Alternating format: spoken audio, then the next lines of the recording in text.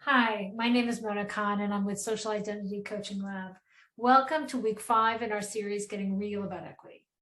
Today, I want to talk to you about emotional intelligence. So there are 3 core elements that we feel really stand out when it comes to emotional intelligence and equity leadership. 1, standing in your power, particularly if you carry social identities that hold vulnerability to discrimination and bigotry. What does it look like to stand in your power? Well, it means setting boundaries while remaining open to others. For instance, being clear and explicit about when you're able to work on an issue or not, or when you'll respond to an email, or when faced with a large task to say, here's what I need in order to succeed in bringing this forward. Another element of standing in your power, staying connected to the wisdom, the expertise, and the gifts that you bring to this work. Trusting your instincts, for instance, is a very simple but hard thing to do. Second element around emotional intelligence and equity leadership, harnessing emotional awareness in ways that inspire others to be brave and specific. What does it look like to be brave and specific? Well, it might mean getting curious when you're in the midst of conflict, or when someone expresses that they feel you've caused them harm or offended them in some way. Get curious. What is there to learn here that can be illuminating for you both and empowering in the long run?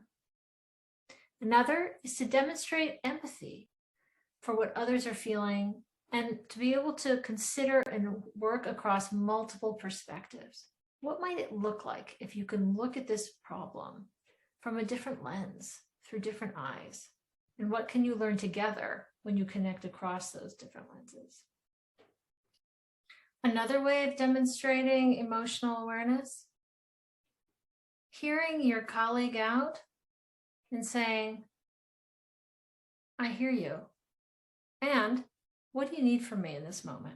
Honoring their experience and their perspective and checking in with them about what kind of support, if any, would feel meaningful. A third core element of emotional intelligence, modeling resilience. So many ways to do that, right?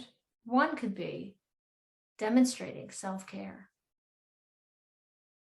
showing your staff that you're going to take a break, or you're going to initiate a practice to support you to be resourced in the workplace.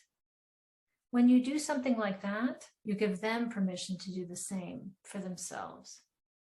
So when you think about emotional intelligence and even exploring this tool, consider picking one element or one behavior, one commitment you want to make for yourself in leveraging emotional intelligence in the workplace. I wish you well, and I invite you always to check in with Social Identity Coaching Lab. We'd love to hear from you.